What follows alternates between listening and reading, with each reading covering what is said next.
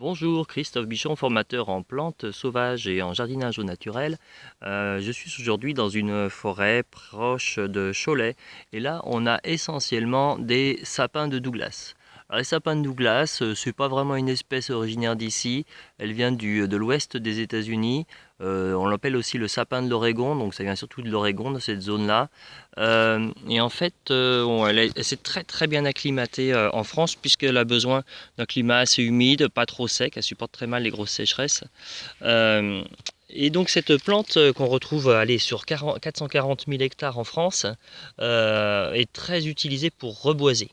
Elle pousse très vite, elle fait un bois d'œuvre très intéressant avec une belle couleur rosée. Là vous voyez on a quelques cônes de sapin de Douglas et vous voyez la particularité c'est cette espèce de petite langue de serpent. Alors c'est des bractées, c'est ce qui permet aux graines de mieux se disséminer quand il y a du vent, quand les cônes s'ouvrent.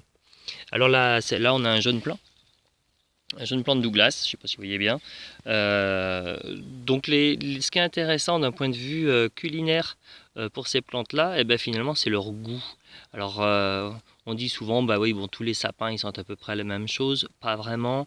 Ici, celui-là, si vous le hachez menu, vous allez d'abord avoir le côté résineux qui va ressortir, et puis après vous allez avoir un parfum de fruits de la passion. C'est carrément épatant. C'est-à-dire que vous pouvez parfumer un dessert qui aura un goût de fruits de la passion si vous utilisez ces aiguilles.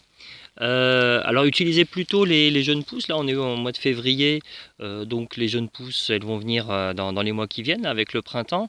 Elles sont plus tendres, elles sont plus fraîches, elles sont savoureuses aussi, elles ont un petit côté citronné aussi qui est très agréable. On peut aussi l'utiliser comme presque tous les conifères pour se soigner. Alors là, ça dégage les bronches, ça traite les sinus. C'est tout ce qui est ORL en fait, hein, tout ce qui touche aux conifères, c'est tout ce qui va soigner les ORL. Donc ça peut être fait en infusion, c'est pas toxique. Ça peut être fait en inhalation aussi, et ça débouche très très bien les voies respiratoires. Donc voilà pour aujourd'hui pour le sapin de Douglas. Je vous souhaite une très très belle journée. Je vous dis à très bientôt.